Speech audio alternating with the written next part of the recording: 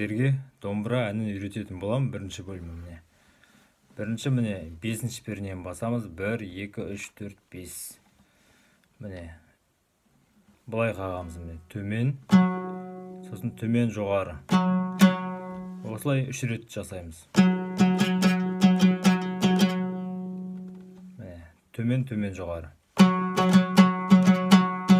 Сосын 4 қағыс алма кезек. Барлығын қосамыз.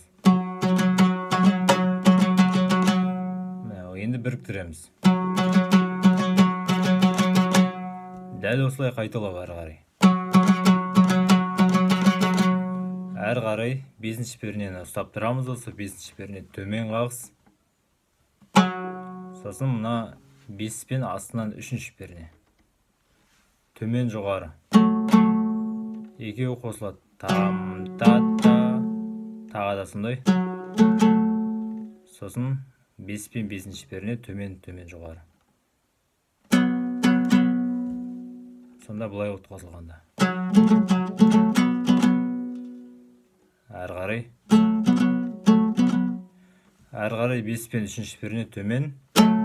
Сосын 5 пен 5 төмен жоғары. Сосын 5 пен 7-ші перне төмен, төмен жоғары. 4 рет. Төмен, төмен жоғары 4 рет. Сонда барлығы бұлай болды.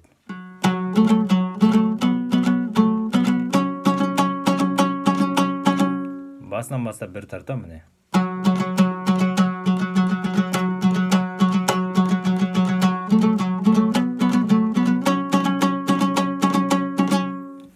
Бұл домбыра әні 1-ші бөлімі, 2-ші бөлімде күтіңіздер.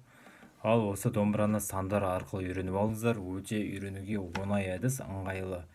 Көпшілігі осы әдіспен үйреніп жүр. Үйренуге өте ыңғайлы. Және де сіздерге айтарым, арнайы менің 0-ден бастап домбыраны үйренуге арналған кітапшам бар.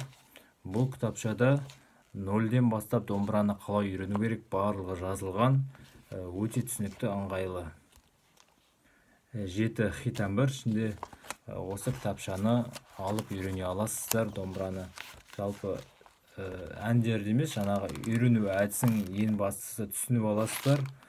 Үйрену әдісін білгеннен кез келген әнді күйді тарта бересіздер міне. Үйренуге өте ыңғайлы. Электронды нұсқасы бар. Осы кітапша үйренуге ыңғайлы. Сандар арқылы жазылған. Мен қазақпын, жақсы адамдарым әні, аягөз қайда барасын әні. Өте ыңғайлы міне сандар арқылы жазылған. Ал осы кітапшаны алып алыңыздар, WhatsApp-қа жіберетін боламыз. Ал домбыра әнінің 1-ші бөлімінде үйреніп алыңыздар. Сәттілік. Келесі видеоларда жүздескенше сау саламатта болыңыздар.